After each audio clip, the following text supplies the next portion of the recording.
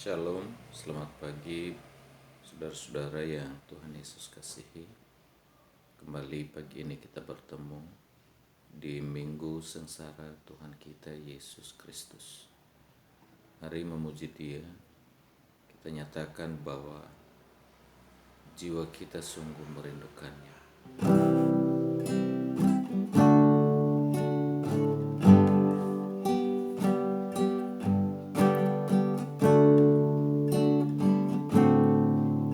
Jiwaku merindukanmu, ya Allah yang hidup. Jiwaku haus kepadamu, ya Allah yang hidup. Ku bersyukur kepadamu, berpengharapanku, penolongku, ya Allahku, tiada yang sepertimu. Ku bersyukur kepadamu, sumber pengharapanku,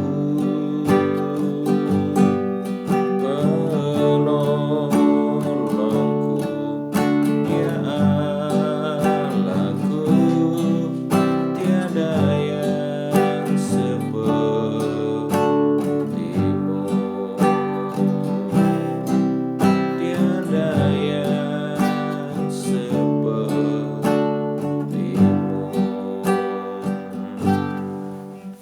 Sumber pengharapan kita dan penolong kita yang sejati adalah hanya Tuhan Yesus Kristus. Firman Tuhan dari Matius pasal 26 ayat 30 sampai 35. Begini firman Tuhan. Sesudah menyanyikan nyanyian pujian, pergilah Yesus dan murid-muridnya ke Bukit Zaitun. Maka berkatalah Yesus kepada mereka, "Malam ini kamu semua akan tergoncang imanmu karena aku. Sebab ada tertulis, aku akan membunuh gembala dan kawanan domba itu akan tercerai-berai. Akan tetapi sesudah aku bangkit, aku akan mendahului kamu ke Galilea." Petrus menjawabnya, "Biarpun mereka semua tergoncang imannya karena engkau, aku sekali-kali tidak." Yesus berkata kepadanya, "Aku berkata kepadamu, sesungguhnya malam ini, sebelum ayam berkokok, engkau telah menyangkal aku 3 kali." Kata Petrus kepadanya, "Sekalipun aku harus mati bersama-sama engkau, aku takkan menyangkal engkau." Semua murid yang lain pun berkata demikian. Bapak Ibu Saudara yang Tuhan Yesus kasihi, seringkali dalam kita mengiring Tuhan Yesus, iman kita menjadi tergoncang karena Tuhan Yesus. Sebab kadang kita melihat ada orang yang hidupnya tidak berkenan, tetapi seolah-olah kita melihat bahwa ia diberkati oleh Tuhan. Tetapi kita yang mengiring Tuhan hidup benar di hadapannya, malah kehidupannya, khususnya berkat-berkatnya seret. Saudara, kalau itu kita alami, tetap sajalah setia. Jangan tinggalkan Yesus. Sebab apa? Memang ada kalanya kita mengalami hal yang seperti itu. Iman kita menjadi tergoncang, dan itu memang seperti yang dialami oleh murid-murid malam ini, di mana Yesus ditangkap, iman mereka tergoncang, dan mereka bertanya, mengapa hal ini terjadi? Saudara, disitulah kita menggunakan iman. Segala hal yang membuat kita tergoncang, maka kita membutuhkan iman kepada Yesus Kristus. Meskipun kita tidak melihatnya, kita terus berpengharapan bahwa dalam segala peristiwa dalam kehidupan kita ada Tuhan. Saudara-saudara, sebagaimana firman Tuhan tertulis, aku akan membunuh gembala dan kawanan domba itu akan tercerai-berai. Akan tetapi sesudah aku bangkit, aku akan mendahului kamu ke Galilea. Bapak Ibu pernah mendengar, habis gelap terbitlah terang.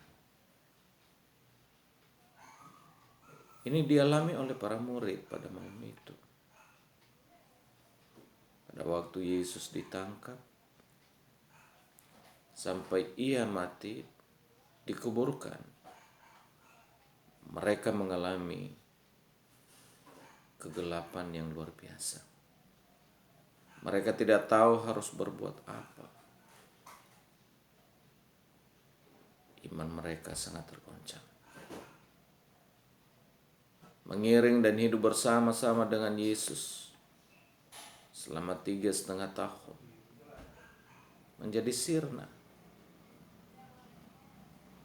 Asa mereka menjadi sesuatu yang hampir tidak ada. Oleh karena itu Yesus memperingatkan murid-muridnya, yang mendoakan mereka agar dalam kejadian ini mereka tetap tunduk, taat, dan setia kepada Tuhan. Sebab sesudah ia bangkit, ia mendahului murid-muridnya di Galilea. Menunjukkan bahwa Yesus adalah seorang gembala, selalu mendahului domba-dombanya. Ia di depan domba-dombanya. Tetapi murid tidak mengerti hal itu. Sama seperti kita. Kalau kita menghadapi berbagai ujian kehidupan ini, kita tidak tahu seperti apa ke depan. COVID-19 begitu membuat dunia bingung. Dampaknya dalam kehidupan sosial, dalam kehidupan ekonomi, bahkan dalam kehidupan bergereja. Agama digoncang sedemikian rupa. Tapi saya mau bilang buat kita, percayalah. Sebab tidak selamanya kegelapan itu. Tuhan tidak meninggalkan kita. Ia tidak membiarkan kita. Ia bangkit, bahkan ia mendahului kita. Ia ada di depan kita. Percayalah, badai ada masanya. Dan tunggulah, badai itu akan berlalu. Petrus menjawabnya, biarpun mereka semua tergoncang imannya karena engkau, aku sekali-kali tidak. Saudara, ada semacam kesombongan daripada Petrus yang juga diikuti oleh murid-murid yang lain berkata hal yang sama. Yesus mengatakan, sebelum ayam berkokok 3 kali, engkau telah menyangkal aku. Saudara-saudara,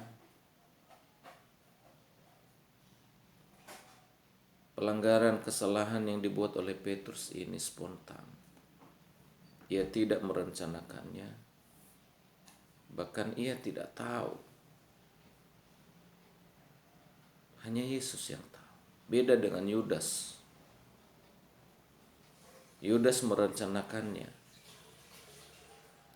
sehingga Tuhan sampai berkata, lebih baik ia tidak dilahirkan. Sementara kesalahan Petrus ini adalah spontan. Sejatinya, ia tidak merencanakan, ia tidak mau melakukannya. Keadaan kondisi memaksa ia berbuat seperti itu. Itulah yang membuat Yesus memaklumi, mengampuni Petrus dan murid-murid yang lain. Kita semua adalah seringkali berbuat kesalahan yang spontan, yang tiba-tiba, yang tidak kita rencanakan sebelumnya. Jika itu terjadi dalam kehidupan kita, jangan tinggalkan Yesus. Tetap berbalik kepadanya, mohon pengampunannya, dan ia akan mengampuni saudara. Bapak Ibu Saudara yang Tuhan Yesus kasihi, apabila kita dalam keadaan tergoncang pada saat ini oleh karena COVID-19 begitu berdampak dalam ekonomi kita, oleh karena COVID-19 begitu berdampak dalam kehidupan, sendi-sendi kehidupan kita yang lain, bertahan. Percayalah, tidak selamanya Tuhan meninggalkan kita. Kita berdoa wabah ini segera berlalu. Dan di balik ini semuanya, Tuhan punya rencana. Oleh karena itu, tetap teguh beriman kepadanya. Ia adalah sumber pengharapan kita. Dan ia adalah penolong kita. Semangat berkarya dan jadilah berkat. Amin.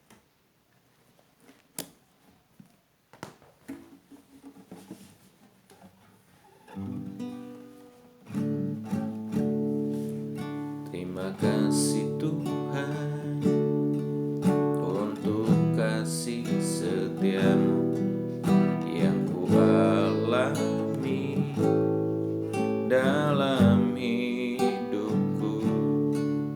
Terima kasih Yesus untuk kebaikanmu sepanjang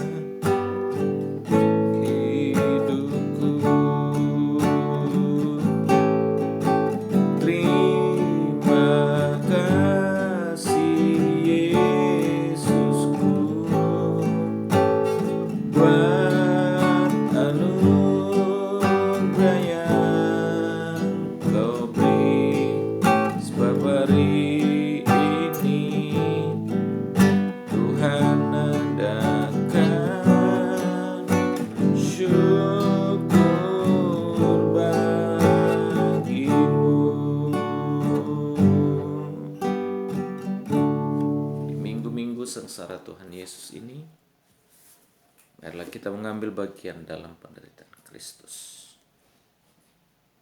Berdoa, tetap tenang, percayalah bahwa ada Yesus yang menolong memberkati kita.